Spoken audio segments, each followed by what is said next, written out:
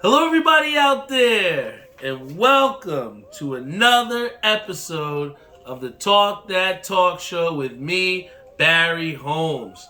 We are here for another episode here on our Sunday night edition of the Talk That Talk Show. Friday night, I wanted to spend some time. Going out for the Mets game, so we have to, off the rip, we got to talk about this Mets situation. And I knew going into this that it would be a very, very huge weekend. We put ourselves in a position, winning 98, 90 plus games.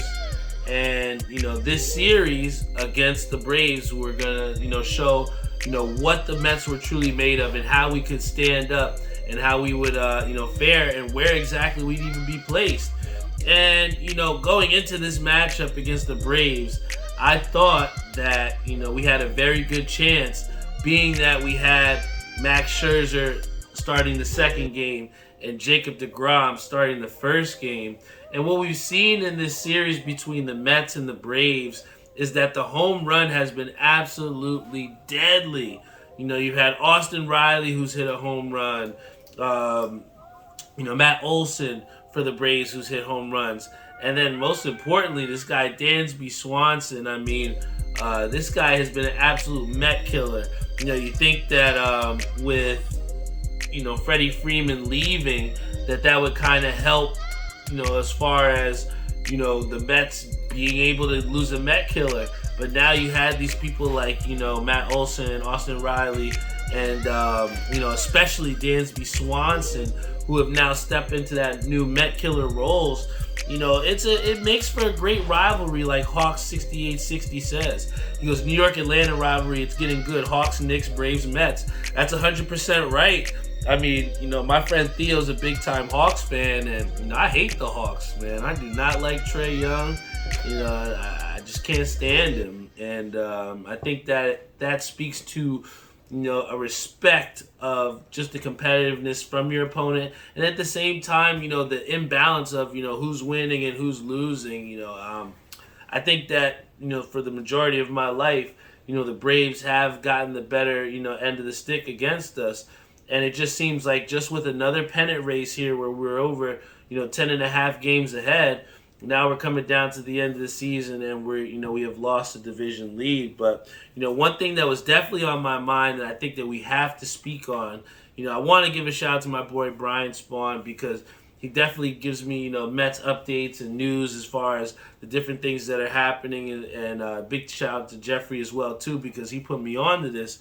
But they were so excited for this guy Francisco Alvarez to get called up. And I think that at times, especially where, you're in dire straits or you need those must-win games, a lot of times we make decisions that could be questionable just because we're trying to, create lightning in a bottle. And I think that that's what we were trying to get with Francisco Alvarez. But the problem is that the guy just looked completely outmatched in every appearance that he was out there. He let go of the bat twice in two separate at-bats. A huge strikeout in a big-time situation where he had, I think it was like almost bases loaded or something. But in the situations that he had, he did not succeed. And not only did he not succeed, but he looked bad in doing so. So I think that they 100% were too quick in bringing this guy up. I know he's the number one prospect, but like a good thing that my father said was, if this was what they had intended on doing, they should have let him try and get some starts in the Oakland series, or maybe tried to get some starts with him in that national series following this Braves series. But I think that, you really have to go with what got you there. And one of the things that, got us, in these points where we were winning close games was big-time bats with Daniel Vogelback. And Vogelback was a huge time, spark plug. And I think that, in trying to put Alvarez there, it was like taking away from the people that you even tried to trade for. Even maybe a Tyler Naquin, the Darren Ruffs of the world. They didn't get those opportunities because, hey, you try to bring up this young guy and he proved to be totally outmatched. So I think you got to try and go with the people that got you there. So I definitely disagree with them bringing up Francisco Alvarez. But even with losing these first 2 games, we still have a chance with this 3rd game in the series, which we have in the background here, of potentially, still taking the division. And it starts with winning this game tonight. If we had won all 3, if we had swept, then we would have had a good chance of potentially, securing and the division tonight. We know what happened with the DeGrom game, but that didn't happen. Then the Scherzer game where we had a really good chance, and, we saw what happened with Scherzer giving up a late dinger. Then also the relief pitching kind of letting the doors get blown open. So, we lost our opportunity there, and now we're in a very must-win situation, right? If the Mets lose this game right here, not only do we lose the division lead even further and go 2 games behind, but then we will also lose the tiebreaker and inevitably have to play a tough wild card game at home, right? And as of right now, the Mets are losing 3-4 to the Braves in the top of the 4th. And again, our starting pitching has failed us. Chris Bassett, walks in a run, gives up a 2 RBI single, which then lost the lead. The starting pitching is what was supposed to be the backbone of this New York Mets team. And really, of late, the starting pitching has failed us. You had DeGrom, who's had some questionable starts. You have, Scherzer, who came back off injury and missed a solid month of the season. So, then you have guys like Bassett, Carrasco, David Peterson, who got dropped out of the starting rotation. We've had people that have failed in their opportunities. And in a 98-win team like the Mets are, it's hard to say that the season is a failure, but sure doesn't it feel like a failure when you've had a 10.5 game lead on the division, and now the Braves are coming soaring at the end of the season, and quite simply, we don't look sharp out there. The staple of what made the Mets such a dangerous team was they're taking pitches, right? Remember we were talking about how we were knocking these starting pitchers out of the games early and just how patient they were out there. It seems like the Mets hitters are pressing when they're at the plate. We joked around, my brother joked he was home today, and he joked about a James McCann at bat, but they said this is a non-competitive swing. How many non-competitive swings have we seen from the Mets in recent weeks, right? And this is the thing. It's tough because in any other division, the Mets would be, a division leader. In any other one except for the NL West, because we know how the Dodgers have been on a historic tear as well, too. But it's tough to say that at 98 wins, 99 wins, or whatever it is, that you're talking about potentially going to the wild card and, going into do or die situations. And I think more so than what people are going to try and make this out to be, as far as, being that division leading team and being able to secure yourself further in advance, I think that a lot of people are going to attribute that to a Mets collapse or, this is the Mets just being the Mets. But I think you really just have to tip your hats off to the Atlanta Braves at the end of the day. Hawks gives out a great stat here. He says the Braves have won 75-32 since June 1st. 75-32 since June 1st. The Braves have just went on this ridiculous tear, right? So I think it's difficult because from surface level, it's going to look like, the Mets collapsed, the Mets choked. But the Mets are 98-60, right? They have won 98 games, but yet they're still trailing in the division. And it's tough to understand that. But when you put it down like this with just how good the Braves have been, you just have to tip your hat and say, hey, the Braves just look better right now. If you look at those games that the Mets, when we eventually do try and knock these guys out, that Braves bullpen is lights out, man. It's tough. You go out there, especially with Kenley Jansen, who looked a little shaky at first, but still secured saves, right? That guy, Raciel, he got some movement on his stuff too. A lot of their pitchers in the bullpen help to secure games and help to manage it for us. We have a terrible, inconsistent bullpen that continues to fail us. I mean, how many times have we seen Ottavino pitch trash? How many times have we seen Trevor May give up dingers? McGill coming back, not ready to compete. The list goes on, and, it sucks because Edwin Diaz has been so good for this team. But we just can't get him in situations of saving of late because the hitting has failed us and the pitching has not sustained the way that we need it to be, man. Home runs have killed us, but at the end of the day, we still are going to the postseason. It's looking like maybe we're going to have to either face the Phillies or the Brewers. There's some good teams out there like the Cardinals. I know they're division leaders as well, too.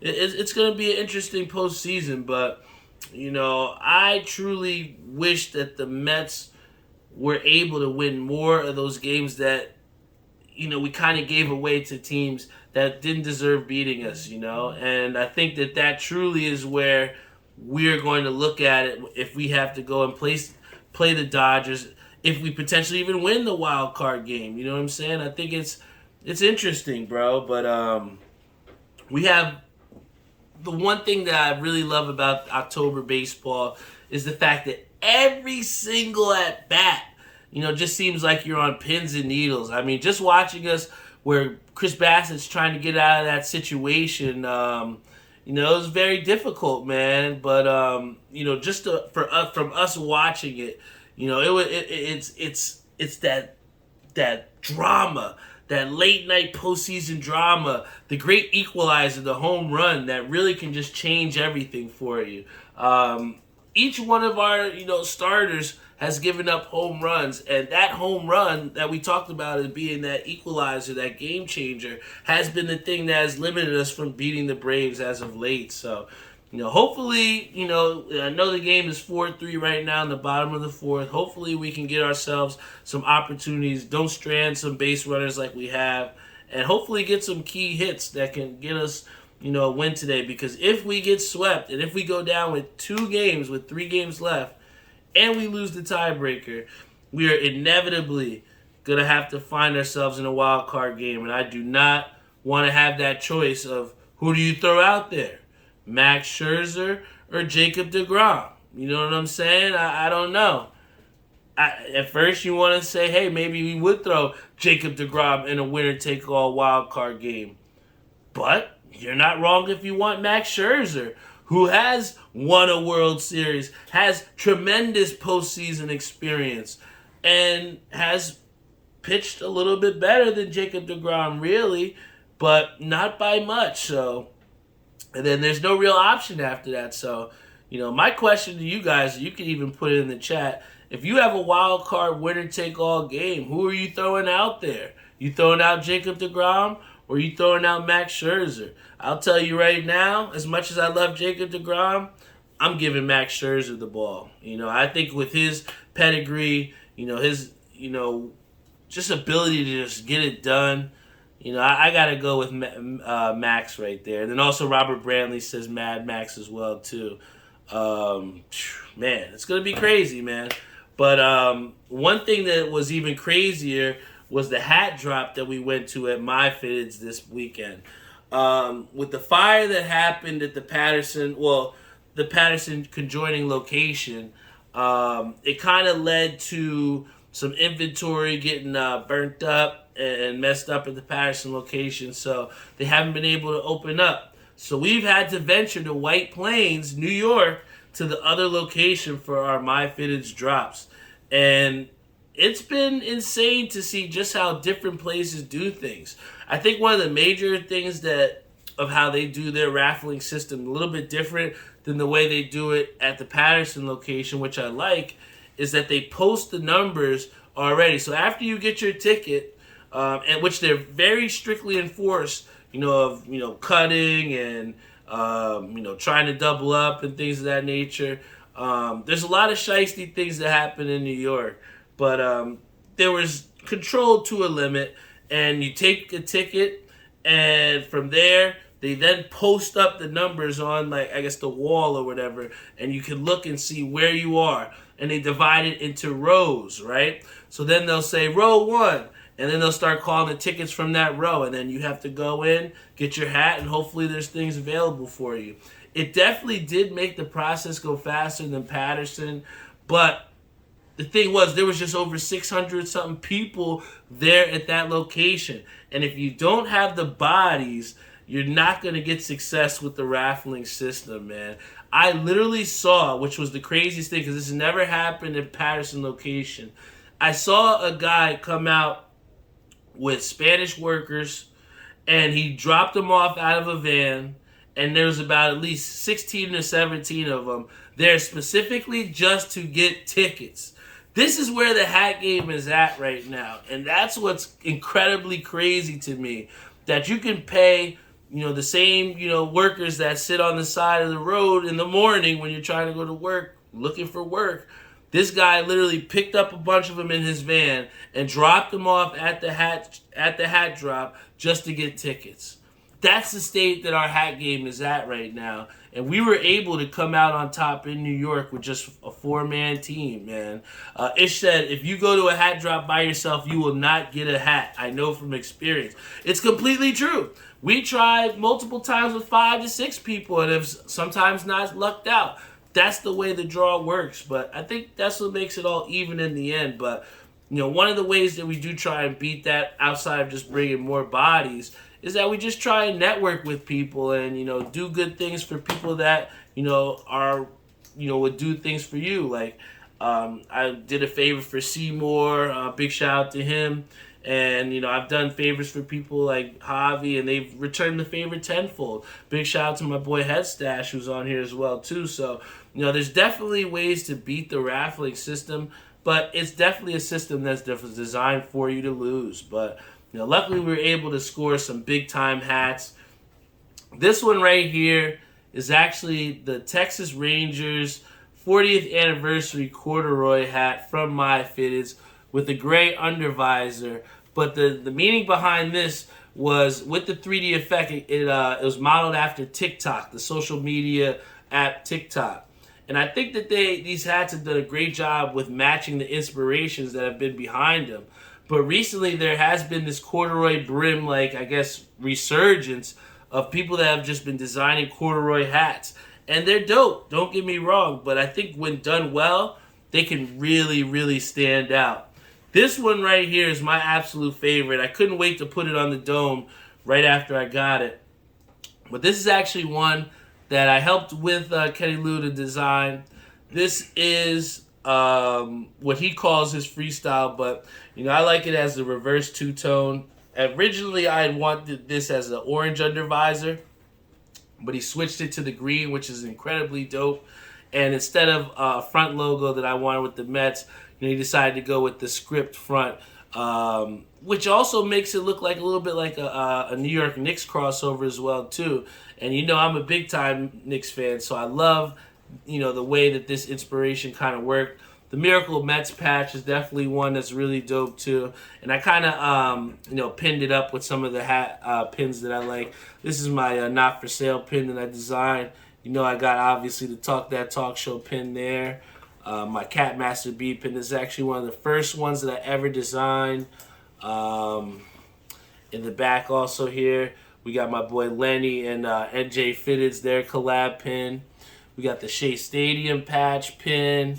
My boy Chino. I got a chance to see him in New York because I don't normally go to the New York drops. So to see him, he made this Black Panther Mets pin, which is really dope that I like. And then on this side, we got the NJ Fitteds, Mr. Mets sitting on the New Era logo. Then also this Chuck Chavo and Bones Brims pin, which I really like. But, all thrown together, they accent to make my favorite hat right now. The green undervisor, white guts really sets this off. It's one of my favorite corduroy hats right now. Big shout out to my boy Kenny Lou. And then finally, this hat right here is 100% OD different. Modeled after the Statue of Liberty, we got ourselves the Mr. Met Statue of Liberty hat. This hat right here is something that you will never ever see if you try to go to your regular lids store. I mean, don't knock the lids, but they're not making shit like this, man. You got the Mr. Met on the front, the aqua brim with the teal undervisor. Really gives you that Statue of Liberty look with the Mets side patch logo. Flat batterman in the back. This hat is absolutely insane. This was a must cop for me. That was actually the reason why I went to the hat drops. I was happy to get myself a hand on the Jackie Robinson, which I've already shipped out. Otherwise, I would show you what it looked like. But we really did well, and I got to give a shout out to MyFizz because they gave everybody tacos. Also a free wine glass too, which is pretty dope. A glass of wine. So with them trying to do different things in the hat game, it really makes our experience dope after we're spending a lot of time out there. And then finally, before we head off the show, I gotta talk to you guys real quick. We're gonna do our rapid, minute or two round where we talk about a little bit about the different NFL games that we had happen over this past day. I'm super pumped because really what we've seen from these NFL games in the first couple weeks is a couple good games, but a lot of them have been blowouts. I felt like every single game this week was close, all the way down to the wire. And real quick, we started off with the Vikings against the Saints in London. I heard Doc, she's like, well, why is they playing so early? And I was like, we got the London games, you know what I'm saying? And it's really dope to get a game at 9:30, start your day. And the Vikings, were going back and forth. And, I know they had a tough loss earlier on in the season. But, after a win over the Saints, they stand 3-1. And like I said at the beginning, this was one of my NFC teams to watch. So to see them, do well on a neutral site in London, on considerably short week, when you think about it, that's, it was a good win for them. We got Ish that says, leave Doc alone. She don't sound like that. He's always Team Doc. Big time Bills comeback over the Ravens. Josh Allen is legit, man. And really what we've seen is a key decision for the Ravens. Instead of kicking the field goal to go up by 3, they wind up going for it, not converting on 4th down, not getting the ball back again, and losing by a field goal to the Buffalo Bills. Guys, it's okay to have, cojones and go for, on 4th down in the red zone.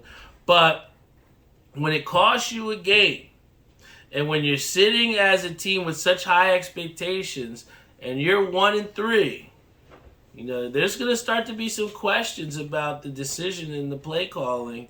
And I think that John Harbaugh, whatever, going for it on 4th down just shows you how unsecure he may feel about his job. He may have felt that a field goal was not enough and that he needed to win that bad. But now he's created himself some big issues because the Ravens are in dangerous territory in the AFC North. Then we had the Falcons picking up a big-time win over the Browns. Do you have faith in Marcus Mariota now? He's been able to lead them, not winning the sexy games, but winning it ugly, winning it dirty.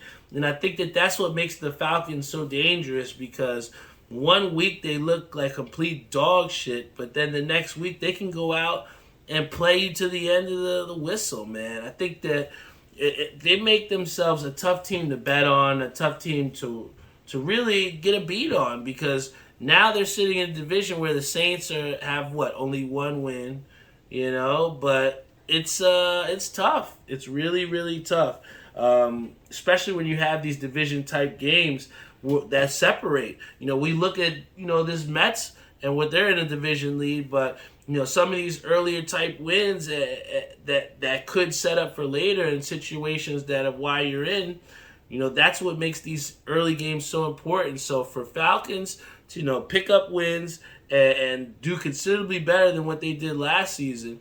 I think it just speaks to the fact of the new personnel that they have, getting them in not only competitive games like they were last season, but now closing them and winning games. The Cowboys over the Commanders was big because now Cooper Rush is still undefeated as a Cowboys starting quarterback. I think what we're going to start to see, guys, don't get it twisted, but I think you're looking at potentially the future quarterback of the Dallas Cowboys. Ooh. I'm telling you, Dak Prescott is going to have a very, very short leash when he comes back. Because with what you've seen from CeeDee Lamb, Cooper Rush has been able to have him be a little bit more effective than he did with Dak Prescott. We have Ish that says they're not putting him over Dak, I promise you. I definitely understand that, Ish. I do believe that when Dak comes back, he will be the starter of the Dallas Cowboys without question. But what I am saying to you is this. Dak Prescott in the next 2 to 3 years is going to have Cooper Rush behind him. And I think that Dallas faithful is starting to see that Cooper Rush might be a formidable option outside of a Dak Prescott who continues to get hurt every season. Every season it seems like Dak Prescott is missing games. And then when it comes down to playoff time, does Dak perform? And I think we all know the answer to that. So, I love Dak Prescott. He's a guy that I had drafted on my fantasy team. But the proof is in the pudding. And when you look at a team like Dallas that struggled when they had Dak Prescott out there this season, you look at Cooper Rush, who's got them moving the ball and, got Dallas to where they think that they can really win this division. I mean, they're in there 3-1, Giants 3-1, Eagles 4-0. That NFC East is looking like the best division in the league right now. And sadly, the Commanders just look terrible. I think that, Carson Wentz just looks awful. I don't know how many ways we can put it. He fooled us the first 2 weeks, but, he looks like he should be on his way out of the league, in my opinion. We got the Seahawks, who picked up a big-time win over the Lions. For the first time, like we said, Lions games are super, super exciting to watch. We have Jared Goff, who's throwing touchdowns like crazy. Jamal Williams, who's, doing his thing offensively. But Geno Smith and the Seahawks, came out on top. And a lot of people doubted on whether, DK Metcalf would, have potentially a good season with Geno Smith full time. But Geno Smith has been playing serviceable. He hasn't been playing lights out, but he's been playing well enough for this Seahawks team to win. And another team that's played well that had to get a win today was the Titans, and they got a big one over the Colts.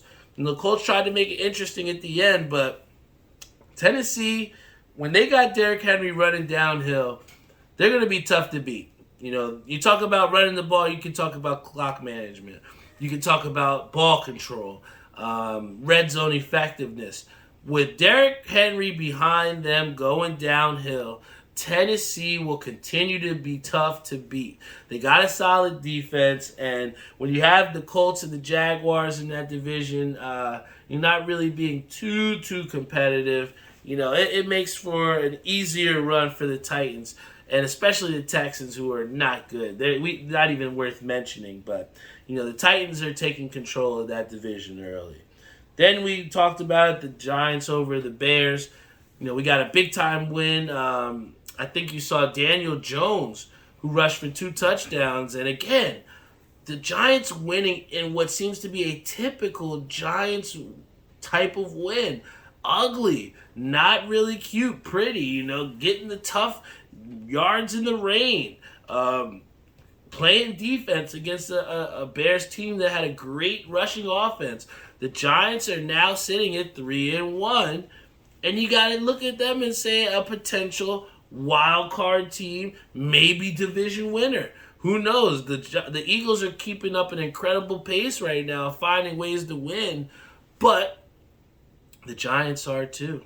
They had a loss though, but they are still finding ways to win games consistently. They're 3-1. They got a stake, in potentially getting at the division, and it says it's not the Giants if it's not close. It's true. They never, are blowing out any teams, but just be happy that they're winning them. Then the Eagles that were down 14-0 get a big time win over the Jaguars. I think that was huge. I think that was huge for the Eagles fans because they got to see some adversity. I think Eagles fans were getting too confident and thinking that they're just going to walk on the field and beat people. But the Jacksonville Jaguars are a much improved team. And today, even though they did not win, I think they proved to themselves that they can compete with top teams. Then we had the Jets getting a big-time win over the Steelers. Is it without coincidence that Zach Wilson in his first game back leads the Jets to a win? The Jets look watchable, man. I'm telling you.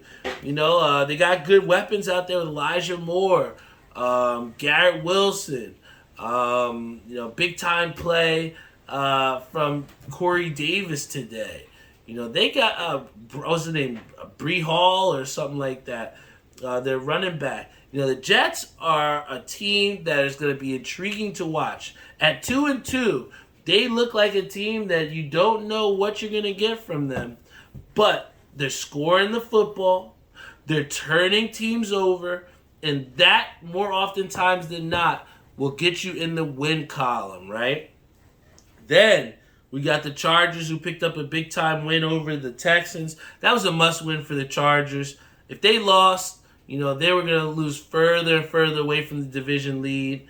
Or trying that the Chiefs have right now. And I think that the Chargers are a team that a lot of people picked to win the division, and they needed him. You know what I'm saying? They definitely needed that win. Robert Bradley said Bryce Hall, and he laughed because I don't know some of these guys on the Jets, but as I've watched these games, you're starting to learn their names and know that this team is for real. My boy Lenny Guglielmelli is definitely happy about that. Then we have the Cardinals who picked up a big win over the Panthers. The Cardinals moved to 2-2. A lot of people thought their season was looking a little shaky. Kyler Murray was in trouble. We heard it all, but here they are, winning the last couple games and setting themselves up for a big time push to try and take that NFC West. Kyler Murray's dangerous. That's the end of the story. And Baker Mayfield, new team, same result. They're 1-3. He's just not that good, guys. Baker Mayfield, he's just not that good. Pick Packers against the Patriots. Patriots tried their best. The Packers are really good. Patriots tried, pushed them to the brink. But, sadly, Packers just got too many weapons. Aaron Jones had a somewhat decent game. But when him and A.J. Dillon are out there running the ball hard, and then when you got Aaron Rodgers who's throwing the ball around like crazy, even without Devontae Adams, Packers going to be tough to beat, especially in Lambeau Field. Then the Raiders getting their first win over the Broncos. We finally saw the Raiders team that we thought we were going to see in Week 1. The Raiders are legit. I think they proved to themselves that they were legit. And I think we all are left to wonder, is Russell Wilson still the Russell Wilson that we think he was, in Seattle? Because, I don't know, man. He just looks like a shell of himself in Denver. He looks okay. It doesn't like he looks awful or horrible, but he's just not that dominant quarterback that we thought right now. He's just not dominant. Then we had the Chiefs and the Bucks, who Robert Bradley said Casey's kicking Tampa's ass right now. Big, good. We need that. 21-3. It's 21-3, especially after a loss to the Colts. That was a disappointing loss. I think that was a game that was a must-win. You got to beat those teams, especially like we talk about when divisions become so close at the end of the season. You can look at those heartbreaking losses that you give to teams as to why you're in certain positions to where you are at the end of the season. And the Chiefs gave a game away with the Colts last week. Big shout out to Reese, who's a Colts fan. But this week, it was a big time game against the Tampa Bay Buccaneers. And I expected the Chiefs to go out there and do what they're supposed to, but this game isn't over. We can still see Tom Brady make and lead a comeback. How many times have we seen that before? So I wouldn't write it off just yet, but I'm happy that the Chiefs are up big right now. And then we have the Rams against the 49ers. I think that, again, we talk about lightning in a bottle, and just for that little bit, Jimmy G looked like, hey, he could potentially lead this team again. But I think it set back into reality last week when we saw just how not effective the 49ers offense looked. And I think we're up to a similar outcome here when you have the Rams, who just score in bunches, man. Matthew Stafford has the best weapon in football with Cooper Kupp. He's got a good rushing attack with Cam Akers, who's starting to take more of a responsibility. And then you have the wide receiving core outside of Cooper Kupp that continues to show up and show out. And Rams are dangerous, man. They're defending Super Bowl champs for a reason. And I just don't think that the 49ers have enough firepower to compete. And that'll take us to the end of the show here, guys. I appreciate you guys so much. Big shout out to everybody that continues to tune in, whether you're on Facebook, Instagram, YouTube afterwards, whether you listen on Spotify, Google Podcasts, Apple Podcasts, Stitcher, iHeartRadio, you name it. I appreciate you if you're listening and tuning in. I love, doing this show, whether it be Friday, Saturday, Sunday. I look forward to, coming here on the air with you all and just sharing a little bit of time with you and showing you, what this is all about, what I like to do, what my thoughts are, and, just a little bit of my mind, man. I think that it's very important to stay consistent and really who we are and the things we stand for, show through adversity, man. And we had situations this week in bowling. We were getting our ass kicked, man. And it was a terrible feeling where, at times you feel like you leave a little cheese out there. We left some wins. We left some points out there this week. But I think it sets up for, what you do beyond adversity. What you're able to accomplish after you reach your lowest point. Then we really start to see what we're capable of. And, with our bowling team sitting at, all top 10 placements right now, multiple top 3 placements right now, I think we're set up for a big season. And you're going to keep hearing me talk about it each week because that's just how committed I am this season to accomplishing big things in bowling. Another week of practice in the books with Lenny and my pops. Just working on different things, talking about the game and, what our ball's doing, what our release is looking like. You got to keep people around you that are trying to accomplish the same things that you are because when you push each other, you both and all go in the same direction, which is up. And especially in such a team-based sport like bowling, and even in different situations and work environments where a lot of things are team-related, you got to make sure that you are a piece of the pie that makes everything go, man. And I think that with all of us assuming our roles and all of us working on things that we need to work on, we're making sure that we can put ourselves in positions to win. And hopefully our Mets can do that in this final game against the Braves. We need a win. It's not looking good. I know we're down by a run, but I believe in my New York Mets, and I think that we're going to hopefully come out with a win here and control our destiny throughout this end of the regular season. Thank you guys for tuning in. I appreciate you so much. Even on a Sunday, you're rocking out with me, and that's why I don't care, and that's why I continue to, push an episode of this Talk That Talk show no matter what day it is, no matter what time it is, no matter what sporting event's going on. Every single week, I don't care what's going on. I have to make sure that I give you guys an episode of the Talk That Talk show.